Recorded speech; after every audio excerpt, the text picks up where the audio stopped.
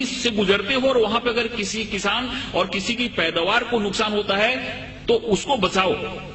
इसलिए 84 लड़ाइयां हुई और उन लड़ाइयों में केवल 1014 लोग मरे, दुनिया का सबसे बड़ा रिकॉर्ड है। और जब प्रोफेट मोहम्मद जब मक्का में आए अपने पूरे सैनिकों के साथ, तो जिस मक्का वालों ने उनको अपमानित किया था, जिस मक्का वालों ने उनको पत्थर से मारा था, जिस मक्का वालों ने उनकी जान लेने की कोशिश की थी और उनकी तकलीफ के चलते उनको हिजरत करनी पड़ी थी, उस मक्का वालों को उन्होंने प्यार से जीता। और वो मक्का की जो फतह थी, ऐसी फतह थी जिसमें खून का एक कतरा भी नहीं बना। प्रोफेट मोहम्मद को जितना अपमानित किया गया था, प्रोफेट मोहम्मद की जिंदगी को जितनी तकलीफ दी गई थी, अगर वो चाहते तो जिस समय उन्होंने मक्का में प्रवेश किया, मक्का की फतह की, उस समय हजारों लोगों का कत्ल करा सकते थे, लेकिन एक भी खून का कतरा नहीं बहा और बड़े प्यार और मोहब्बत के साथ उन्होंने मक्का को फतह किया। इससे यह बात सामने आती है कि शांति और अमन इस्लाम का मकसद है। तलवार उठाई उन्होंने, तलवार इसलिए उठाई कि तलवार उठाने का उनको हुक्म था, मजबूरी थी तलवार उठाना, कि अगर तलवार नहीं उठाते तो मजहब का क्याम नहीं हो सकता।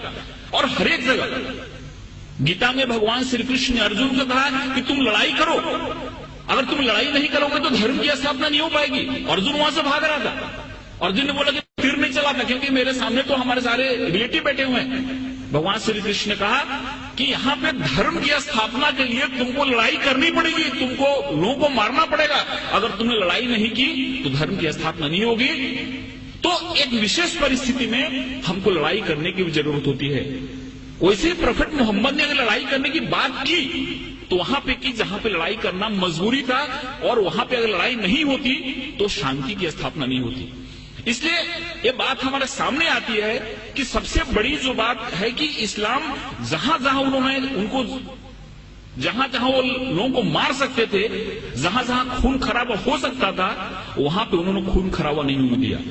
कभी कभी उन्होंने अपने को खुद अपमानित भी हुए, जैसे कि बहुत लोगों को मालूम हुआ कि सुलई हुदैबिया जो एक करार हुआ, एक जो मायदा हुआ, उसमें बहुत सारे ऐसे टर्म थे जो टर्म उनको कबूल नहीं थे, इस्लाम के मानने वालों को, मुसलमानों को कबूल नहीं थे। लेकिन प्रोफेट मोहम्मद ने कहा कि अगर यह मायदा नहीं करता हूं तो बहुत बड़ा खून खराबा हो जाएगा और उस खून खराबे से बहुत लोग मारे जाएंगे। इसलिए चलो मेरा अपमान हुआ तो चलेगा, लेकिन शांति के लिए, अमन के लिए मैं करार करता हूं, जिससे बहुत बड़ी लड़ाई टल गई। ऐसे बहुत सारे उदाहरण हैं। एक बार एक यहूदी का जनाजा जा रहा था और प्रोफेट मोहम्मद अपने लोगों के साथ बैठे हुए थे। उन्होंने जब जनाजा देखा तो उठ के खड़े हो गए। उनके लोगों ने कहा कि ये तो मुसलमान का जनाजा नहीं, ये तो एक यहूदी का जनाजा है। तो मोहम्मद ने क्या, प्रोफेट मोहम्मद ने क्या यहूदी इंसान नहीं होता? ये सारी चीजें हमारे सामने आनी चाहिए। उस बूढ़ी औरत की कहानी मालूम है कि उसको ऐसा लगता था कि यहां पे इस्लाम बढ़ रहा है, एक मोहम्मद नाम का ऐसा शख्सियत है जो सबको इस्लाम में ले जा रहा है, इसलिए वो गांव छोड़ के जा रही थी। उसके सर पे गठरी थी और गठरी उठ नहीं रही थी। एक नौजवान आया और बोला कि माता जी मैं आपकी मदद करूं, आप चलो अपनी गठरी में गांव के बाहर छोड़ देता हूं। औरत ने उनको गठरी दी और वहां से नौजवान उस गठरी को अपने सर पे लिया और गांव के बाहर गया और बोला कि आप ठीक है, आप गठरी लो जाओ। उस औरत ने पूछा कि कैसा नेक इंसान है जो अपने सर पे मेरी गठरी लेके जा रहा है। उसने पूछा कि तुम्हारा नाम क्या है? इन्होंने कहा कि मुझको मोहम्मद कहते हैं। जिसके डर से भाग रही थी वही इंसान उस औरत की गठरी को अपने सर पे ले जा रहा है और उसको मदद कर रहा है, और उसी दिन औरत इस्लाम में आ गई। जो औरत प्रोफेट मोहम्मद के सर पे हमेशा कचरा फेंका करती थी नमाज के जाते समय, रोज कचरा फेंकती थी उनके सर पे।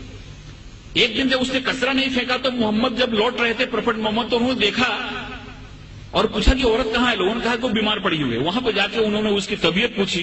उस औरत को लगा कि जिस इंसान को मैंने इतनी तकलीफ दी, जिसको इतना मैंने अपमानित किया, जिसके सर पे मैंने कचरा फेंका, वो कैसा इंसान है कि मैं मेरी तबीयत बिगड़ने पे मेरा हाल पूछने आ रहा है। और वहां पर इस्लाम उसने कबूल कर लिया। एक चीज लोगों के सामने आना चाहिए, ये जो तहम्मुल है, ये जो हमारी सहिष्णुता है, ये जो हमारा एक इंसानियत के प्रति प्रेम है, ये हदीस में और प्रोफेट मोहम्मद की जो सुन्नत है, ये जब हमारे लोगों के सामने आती है तो हमको समझ में आता है।